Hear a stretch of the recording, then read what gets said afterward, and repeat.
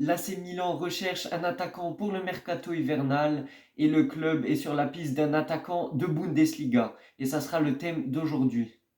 Déjà, avant de commencer, n'hésitez pas à liker, partager, commenter cette vidéo, à vous abonner et à activer la petite cloche pour louper aucune de mes vidéos. Ça sera très important pour la suite de ma chaîne. Et je vous remercie d'avance. On va commencer tout de suite le thème de la vidéo. En effet, l'un des plus gros problèmes de ces dernières années de l'AC Milan, c'est le numéro 9. Même si Olivier Giroud fait le taf pour le moment, il faut le rappeler qu'il a 37 ans. Il ne peut pas jouer tous les matchs parce que forcément en jouant tous les matchs titulaires, parce que pour le moment, cette saison, je ne pense pas qu'il a été blessé. Enfin, je me souviens plus. Mais il n'a pas été blessé encore. On a de la chance parce que du côté des blessures, en général, l'AC Milan, vraiment, c'est un génocide, hein, vraiment, c'est vraiment un désastre. Mais là, Olivier Giroud, ben, pour le moment, il s'est pas trop blessé. Il s'est juste pris 2 matchs de suspension parce qu'il avait insulté l'arbitre. Mais voilà, après, il peut pas jouer tous les matchs parce que forcément, après, il manque d'efficacité. Même si, bon, il a marqué lors du dernier match contre l'Atalanta, un magnifique but de la tête d'ailleurs. Mais il ne peut pas jouer tous les matchs, même s'il a, comme je l'ai dit, cette saison, il a 8 buts. Voilà, je ne sais pas s'il a marqué en Ligue des Champions. Si, contre le Paris Saint-Germain, du coup 9 buts cette saison. Ce qui est pas mal hein, pour un joueur de 37 ans, vraiment, il est fondamental. Vraiment, en plus, il fait des déviations de la tête, il fait attaquer, avancer vers l'avant l'équipe, mais il ne peut pas tout faire tout seul. Ce n'est pas. Enfin, déjà, il est plus tout jeune. Encore s'il avait 25 ans, oui, on aurait pu le garder et ça aurait pu être un problème. Mais après, Giroud, ça n'a jamais été vraiment un goleador, genre en mode qui met 30 buts par saison. Voilà, il n'a jamais été de ce profil-là. C'est plutôt quelqu'un qui aide l'équipe à bien jouer. Même, il se propose en tant que soutien défensif, voilà, il est le premier à aller faire l'effort défensif, à aller faire le pressing. Mais du coup, là, le joueur qu'on est en train de chercher, c'est pas forcément le même profil parce que ben, Giroud, c'est un profil de renard des surfaces. C'est un qui est dans la surface de réparation, qui fait des déviations de la tête, du pied et tout. Et il va te marquer dans la surface de réparation. C'est rare qu'on va le voir marquer en dehors de la surface de réparation. C'est rare qu'on va le voir dribbler des joueurs. Et là, le joueur qu'on recherche, c'est Serhou Guirassy. Donc, c'est un joueur de Bundesliga de nationalité guinéenne et française, qui est né en France. Il a 27 ans. 27 ans, encore, c'est raisonnable. Il y a beaucoup qui critiquent, enfin, beaucoup de supporters du Milan critiquent le fait qu'il ait 27 ans. Mais en soi, c'est l'âge de maturation des joueurs en général. Et c'est ni trop vieux ni trop jeune, c'est juste bien. Après, on irait le chercher du coup en Bundesliga à Francfort, à Stuttgart, excusez-moi. Donc voilà, il aurait une valeur de 20 millions d'euros et Milan voudrait se le procurer là pour ce mercato hivernal pour aider l'équipe à marquer des buts. Parce que comme on l'avait vu en Ligue des Champions, pendant 3 matchs d'affilée, on n'avait pas mis de but. On n'avait pas marqué contre Newcastle, contre Borussia Dortmund et contre le PSG, on s'était pris 3-0, je crois, au match aller. Enfin bref. Donc, en faisant l'achat de ce numéro 9 qui fait 1m87, on viendrait peut-être sûrement régler un problème qui est récurrent à l'AC Milan, le numéro 9. Donc, en achetant ce joueur, Serhou Guirassy, on viendrait régler un problème, probablement, parce que voilà, après, chaque joueur s'adapte différemment à un changement de championnat, un changement d'équipe. Donc, ça se trouve, là, il fait le taf en Bundesliga, mais ça se trouve, il vient en Serie A, et il n'arrivera pas à s'adapter. Parce que voilà, chaque championnat est différent. La Bundesliga, niveau des défenses, c'est un peu plus libre, on va dire. C'est moins serré au niveau des défenses. C'est pour ça que des fois, le Bayern dépasse les 100 buts par saison. Voilà, parce que les défenses sont pas très efficaces. Mais donc, je voulais dire que dans chaque club, style Inter, ils ont Lautaro Martinez. Naples, ils ont Victor Osimhen. Bayern de Munich, ils ont Harry Kane. Chaque grand club en général, à part le Real qui, depuis le départ de Benzema, n'a plus un vrai numéro 9. Mais je veux dire, chaque grand club a un numéro 9 qui met au moins 20 buts par saison. Ça, c'est un truc qui nous manque depuis un moment. Voilà, Giroud, il arrive quoi, maximum 15 buts par saison, mais c'est jamais été un grand goléador. Après, en achetant un joueur comme ça, s'il arrive à s'adapter, bien sûr, à l'AC Milan et à la Serie A, il pourrait apporter le manque de buts cruel qui manque à l'AC Milan. On l'a très bien vu en Ligue des Champions, on n'arrivait pas à marquer de buts contre Borussia Dortmund, contre le Paris Saint-Germain au match aller, contre Newcastle.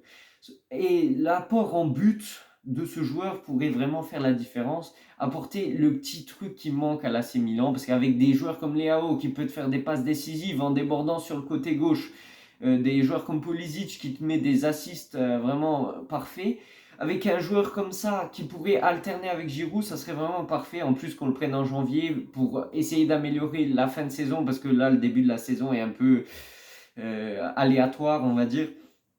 Du coup, là, on viendrait régler un problème. Donc, je vais lire quelques statistiques de ce joueur. Donc, il a 27 ans, de nationalité guinéenne et française, 1,87 m. Du coup, en soi, il n'est pas petit, c'est une très bonne taille. C'est un numéro 9. Son pied fort, c'est le pied droit, même si en soi, j'ai vu des highlights tout à l'heure. Il est capable de marquer de la tête, de marquer du pied gauche. Et un truc aussi qu'il faut souligner, c'est qu'il marque aussi pas mal de buts en dehors de la surface. Chose que Giroud ne fait pas beaucoup. Et en général, Milan marque rarement en dehors de la surface. Moi, je me souviens juste d'un but au début de la saison de Pulisic contre Bologne. Et c'était un but magnifique, mais là j'ai vu les buts qu'il met, c'est des buts magnifiques. Et en plus, il est à l'aise techniquement, il est capable de te faire des dribbles, d'éliminer les adversaires. Après, je rappelle, c'est la défense de Bundesliga, mais en espérant que s'il vient, vraiment, il puisse s'adapter au mieux en Serie A. Donc il a été formé à Stade Lavallois, en France, je ne connais pas. Il a joué à Lille, il est passé par Auxerre, il est passé par Cologne, à Amiens, après au Stade Rennais, puis à Stuttgart en prêt où il a fait 28 matchs, 14 buts, et cette saison c'est là où il bat tous les records. En 13 matchs, il est à 18 buts en Bundesliga et en Coupe d'Allemagne, où il a mis 2 buts en Coupe d'Allemagne et du coup 16 buts en Bundesliga. Et il a mis 2 passes décisives, une passe décisive en Bundesliga et une en Coupe d'Allemagne. Et vraiment, il met des buts fabuleux. 12 buts du pied droit, 2 buts du pied gauche, 2 buts de la tête. En plus, j'ai vu, les 2 buts de la tête, il se la ramène sur la tête, il dribble, il fait comme un sombrero, il dribble, il élimine un défenseur adverse. Il se ramène la balle sur la tête et il lobe le gardien comme ça. Et j'ai vu aussi marquer pas mal de buts en lobant le gardien. C'est vraiment, il a une panoplie de techniques, enfin de moyens pour marquer assez impressionnantes. Après, je veux dire, il ne faut pas se faire piéger, voilà, parce que rappelons Christophe Piontek, je ne sais pas si vous vous rappelez, c'était un joueur du Genoa qui marquait but sur but à Genoa, qui faisait vraiment la différence. On l'a acheté en janvier et après, bon, il a fait un bon début à l'AC Milan, mais après, au fur et à mesure du temps, il est devenu de plus en plus nul. Et c'était un joueur d'une saison. Après, Guirassy, moi j'avais déjà entendu son nom, peut-être quand il jouait au Stade Rennais. Après, ça n'a jamais été vraiment un grand goléador. C'est juste cette saison où il marque pas mal de buts.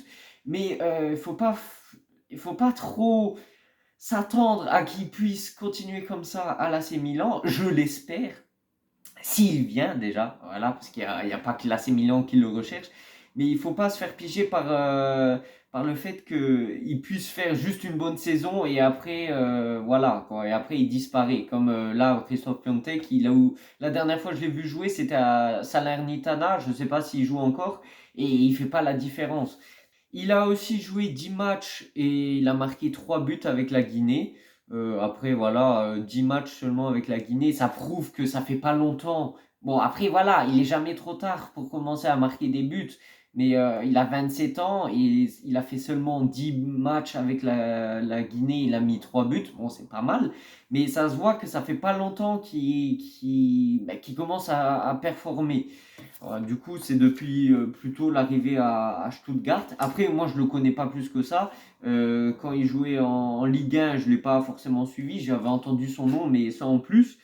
Donc, Milan serait prêt à faire une offre de 20 millions pour se procurer Serhou Guirassy. Après, apparemment, il se trouve bien à Stuttgart. Les supporters l'aiment. Il est adoré par tout le monde en Bundesliga. Il voudrait rester à Stuttgart. Il voudrait plutôt partir en fin de saison pour pas abandonner son équipe en plein milieu de saison. Après, 20 millions pour un joueur de ce type, ça serait vraiment pas mal. C'est pas trop cher, c'est ni trop peu cher, c'est juste bien. Donc, qui viendrait régler des problèmes offensifs de l'AC Milan. Après, les solutions de l'AC Milan sont lesquelles? Soit on achète Guirassy 20 millions ce janvier. Soit, bon, ce qui m'étonnerait, on achète Jonathan David, là, le mercato hivernal.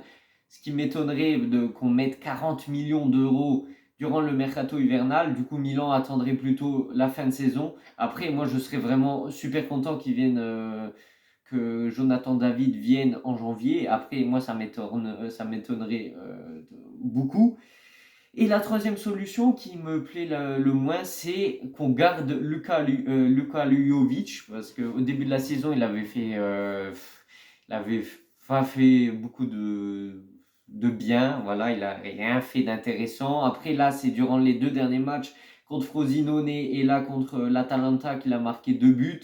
Après, j'ai peur que les propriétaires, vu qu'ils voient que enfin Jovic se met à marquer, ils se disent oh bah c'est bon, on n'a plus besoin d'un attaquant, excusez-moi.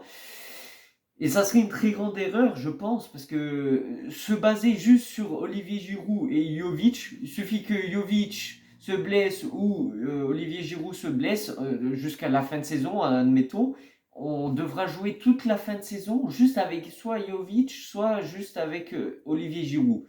Du coup, dans ce cas, s'ils veulent garder absolument Luka Jovic, ouais, j'ai du mal avec lui, qu'ils le gardent, mais qu'ils prennent au moins Serhou Guirassy pour sécuriser au moins l'attaque. Et il faudrait vraiment sécuriser la 4e place minimum en Serie A, parce que bon, là, la Ligue des Champions, c'est en train de mal se passer. En espérant mercredi, on joue contre Newcastle. En espérant qu'on arrive au moins en Europa League. Voilà, le mieux c'est qu'on arrive en Ligue des Champions au 8e de finale. Après, ça sera très compliqué parce que, comme je l'ai répété dans la dernière vidéo, c'est soit on gagne le match et le PSG perd et là on est qualifié en 8e, soit on gagne le match, le PSG gagne, du coup on est en Ligue Europa, ou soit on perd et on est en dehors de la Ligue Europa et des 8e de finale. Du coup, j'espère que la vidéo vous aura plu. Dites-moi dans les commentaires si vous connaissez ce joueur Guirassy. Moi, j'en avais entendu parler vaguement quand il joue en Ligue 1, mais là, vraiment, cette saison, c'est là où il fait parler de lui, voilà, avec le nombre de buts phénoménal, avec en 13 matchs, 18 buts, c'est incroyable. En plus, voilà, dans un petit club de Stuttgart, j'ai regardé le classement, j'étais choqué, ils étaient 3e. C'est comme en La Liga, en Espagne. C'est qui est premier? Non, c'est Girone. Ça, j'étais choqué. Bon, là, ils sont peut-être plus premiers, mais là, pendant un certain moment, ils étaient premiers. J'étais étonné, vraiment. Là, les championnats cette saison, c'est plutôt pas mal. Il y a pas mal de surprises, sauf en Serie A où c'est l'Inter. Bon, de toute façon, l'Inter va gagner le championnat. C'est déjà écrit. Non, ça va jouer entre Juventus et Inter, même si j'aurais bien voulu que Milan continue dans sa lancée. Comme au début de saison, on était bien parti, mais bon. Voilà. Après, voilà, on sait jamais. Le football, c'est jamais des certitudes. Voilà, il y a toujours des surprises. On peut vous faire une remontada, mais ça m'étonnerait. Enfin bref, dites-moi ce que vous en pensez dans les commentaires. Likez, partagez, commentez cette vidéo et on se retrouve bientôt pour le match contre Newcastle en espérant une surprise de l'AC Milan parce que là, ça va pas. Et le retour de Raphaël Leao. Sur ce, ciao, ciao.